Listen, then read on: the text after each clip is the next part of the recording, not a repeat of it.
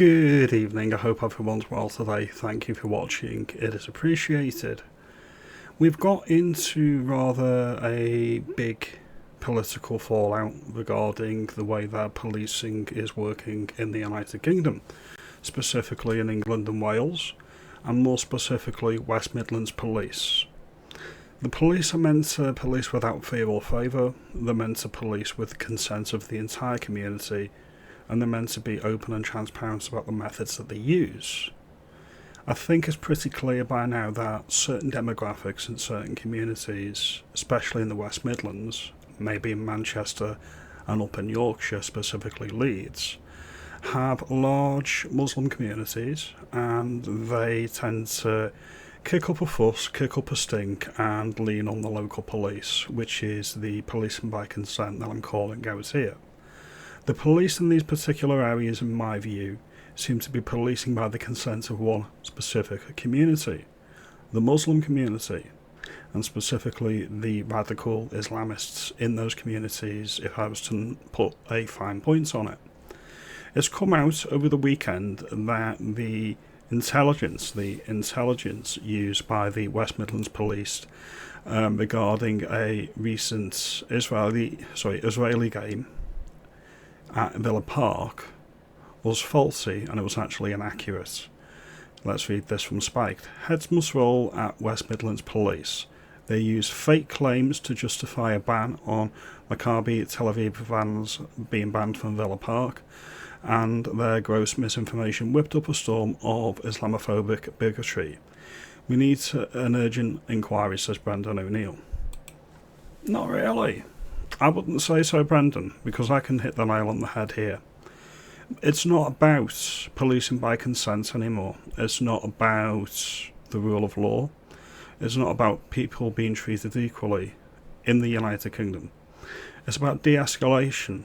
It's about community tensions, and that's pretty much it. That's all the police are now, as glorified social workers. This is unacceptable, and nobody voted for it. I came to this conclusion after the Southport atrocity last year and the protests that happened on the back of that. We've seen a lot of white people get targeted by the Muslim hate mobs, and they actually assaulted quite a few people based on false information again, and this was from Nick Lowell's, formerly of Hate Not Hope, and he was responsible for making sure that the Islamic community were whipped up into a frenzy. It doesn't take a lot for these people, and it seems that they have very low impulse control as well. So without further ado, I'm going to be playing a couple of clips. One is what looks like a hostage video from the West Midlands Police last year, and another is from a Conservative politician I have a lot of time for, which is Nick Timothy. So I'm going to cue up these clips now, and then you can tell me if you think I'm wrong when I assert Islam has captured certain police forces in the UK in the name of community cohesion. Salam alaikum. Good morning everyone, and thank you to the leaders and elders that have afforded me this opportunity to speak to you personally. The reason I'm speaking is to underline my commitment on behalf of the organisation to protect all the communities across the West Midlands. I want to pause here first of all. Notice at the beginning he opened in a language I'm not familiar with and I don't want to be familiar with, and he thanked whoever gave him permission to speak on their behalf. I want to know what police force or what police officer who is policing without fear or favour according to them needs permission from any community leader in the United Kingdom to speak. That would be the first thing I'd be calling out here. And we will let this no mark continue. And in particular, I want to underline that message to your good selves and your congregations. And that's very, very acute to me, having seen some of the scenes that have played out elsewhere within the United Kingdom. This was on the back of the Southport riots, as I say. Now, just from the first few seconds of the clip, I feel that he has been intimidated. I feel that the community leaders that have given permission to speak have actually given him a veiled threat. And they've turned around and said, we're going to go out and police our own communities. We do not need help from you. You're going to be in the way. And this is the police officer being given the opportunity to speak by certain communities within his own constabulary to try to abate that, to try to de-escalate. I know, because we have policed events over a long period of time, that it's a regular occurrence across the West Midlands. However, what we've seen elsewhere has definitely caused concern in communities, and especially I've listened to our guests at our open day this last weekend, to representatives of your communities who have expressed their concern about what's happening nationally. Your communities? I thought the one United Kingdom, there's a singular secular community that we all belong to. There's not separate communities, there's not an us and them mentality, surely. If people think that way within the United Kingdom, maybe my suggestion would be that you leave. There's no place for sectarianism in the UK. So number one, I want to say very clearly that we won't tolerate those types of intimidation or that criminality in any way, shape or form from anyone who lives across the West Midlands. But you'll sit down, intimidated by your community leaders all around you in what looks like a hostage video, and assert that the far right is the problem, not the people leaning on you to police a particular way. Number two, there is one tier of policing that applies to all of us. Call bullshit on that. No, there isn't. There's two tiers of policing at least. You police certain people and you interpret the law for other people. The law is applied to people, certain people, and interpreted for other people. Be very, very clear on that. Be open and honest about it. We just want transparency. And that means that we police without fear or favour. Number three, we don't tolerate racism and discrimination.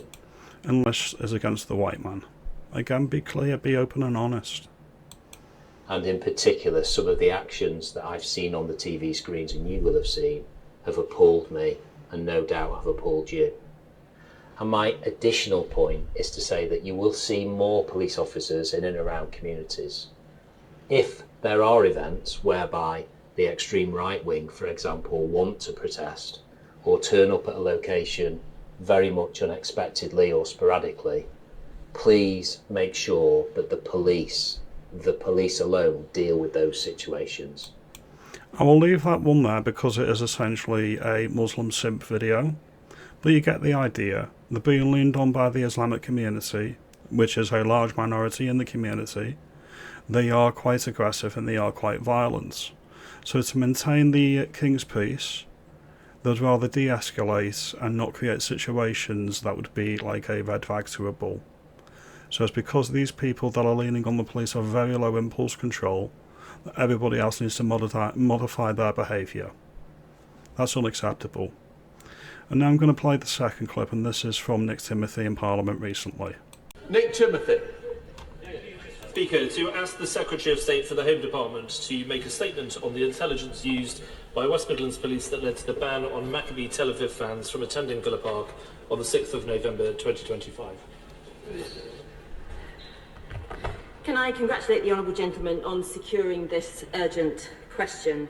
Let me begin by acknowledging the concern and disappointment felt by supporters affected by the decision regarding attendance at Villa Park on the 6th of November. I recognise the strength of feeling within this House and the wider communities on this matter. As members will appreciate, operational decisions regarding public safety at football matches are a matter for the police, working closely with local partners and event organisers. Who are these local partners? Is it community leaders from certain demographics? Do they have undue influence and sway? If so, why? In this case, West Midlands Police, in consultation with the club and the local safety advisory group, made the recommendation to advise that away fans should not attend, based on their assessment of the intelligence available to them at the time. What I think was happening is local Islamic politicians and community leaders made a veiled threat to the police and said in no uncertain terms, if certain football teams come to the West Midlands to watch a football match, that their safety cannot be guaranteed. That is my opinion, that is my view. When we get later in the video, you'll see that Nick Timothy is of a similar frame of mind as me. This is completely unacceptable. This is similar to what happened in Manchester last year after those two brothers assaulted the police officers in Manchester Airport. They were taken into custody, and then large mobs of Islamic hate marches went, I think it was either to Rochdale or I think it was Rochdale police station, and started kicking up a fuss, kicking up a stink, because one of their number was being arrested. And the same thing happened in Leeds last year. Before the Southport atrocity, this was the Her Hills riots in Leeds. Again, a simple safeguarding issue of a child being taken from the community and put into the care was enough to cause riots all over Leeds. What happened? I think it's the people that would do the safeguarding. It escapes me now. Social services. There we go. Brain work. Social services. They actually returned the child to the community to stop it. And I think something similar happened in Birmingham, down where Aston Villa is. I think something similar happened there. Again, speculation on my part, but that's what I think happened. I'm sure the House will understand that I'm limited in what I can say about the specific intelligence underpinning this decision. These are sensitive matters, and it's vital that the police act on information received to protect public safety. The West-Midlands Police issued a statement in response to the latest media reporting on the intelligence they used, and are carrying out a debrief of the events leading up to the match, and will be publishing the timeline of events, the decisions taken, and the rationale for the recommendations that were provided to the Safety Advisory Group. Again, I think it's about public safety. They couldn't guarantee the safety of these away fans. They couldn't guarantee the safety on the streets of Birmingham. And they wanted to de-escalate and cool tensions, rather than put a ring of steel around the match and make sure that the Islamic communities down there know that their behaviour is not wanted and unacceptable. Rather than do that, they'd rather police by the consent of their local community and say, listen, whatever you want you can have, sweethearts. We don't want to upset you, we want to keep you on side, and yeah, we need to make sure that those evil Jewish people don't come and make you upset. That's what I think happened. In light of recent events and to ensure robust oversight, the Home Secretary has commissioned His Majesty's Inspector of Constabulary for Fire and Rescue Services to review how police forces in England and Wales provide risk assessment advice to local safety advisory groups and other bodies responsible for licensing high-profile public events. This inspection will consider whether police advice takes proper account of all relevant factors, including the impact on wider community relations, and whether the balance between public safety and community considerations is being struck effectively. I want to assure members that understanding the series of events that occurred in the period before the match was played and remains of keen interest to me and, of course, to the Home Secretary. The Government is clear that there is no place for hatred or discrimination in football or indeed in wider society. We are committed to ensuring that fans can attend matches safely, regardless of background or affiliation. Thank you. So why didn't it happen then?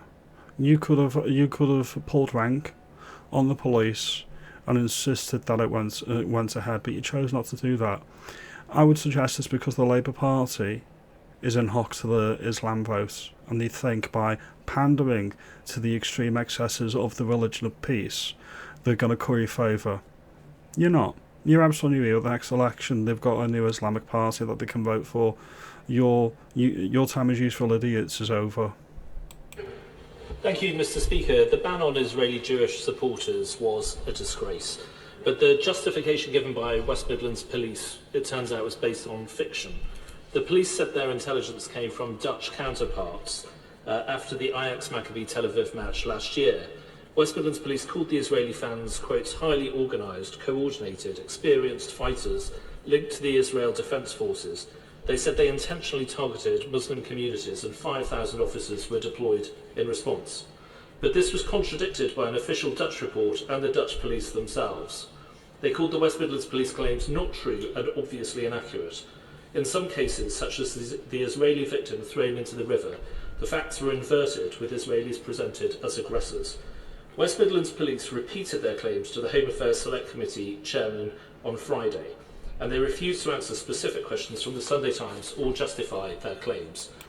This is important because if the police were acting on information from the Dutch police that the Dutch police are now saying was inaccurate, they're allowing the minority communities in Birmingham to shape a narrative, and whether it's true or not is besides the point. If they knowingly misled the public, that's one thing. If they unknowingly misled the public, that's worse. The police should be on top of their brief, should know whether the information is true or not. If they are misinforming the public, that needs to be called out. And if they are just letting the community leaders locally shape the narrative and they're just following their lead, that's even more problematic. So will the Minister ensure the publication of all intelligence material, it's mostly not sensitive, it can be redacted where necessary, relating to the ban? Will lists of individuals and organisations consulted by West Midlands Police and the Safety Advisory Group and all those who submitted evidence be published? Can the Minister confirm no organisations linked to the Muslim Brotherhood or organisations subject to government non-engagement participated? Can she confirm the Hind Rajab Foundation submitted a paper and that this was accepted by West Midlands Police? What intelligence was shared by West Midlands Police with the UK Football Policing Unit and National Police Chiefs Council? Which information was given to Home Office ministers and officials, and when? Officials were told of the options under consideration on the 2nd of October, 2 weeks before the ban was announced. So what did ministers do in the intervening period? Mr. Speaker, under pressure from Islamist agitators, local politicians and thugs, an English police force is accused of fabricating intelligence and misleading the public. This could hardly be more serious. We need ministers to hold the Chief Constable to account and give the country the truth.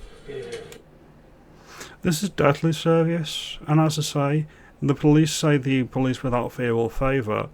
What it sounds like they do is they're policing on the narrative of the Muslim community and the Muslim community alone, and that is because the Labour Party is in a hock to the Muslim vote.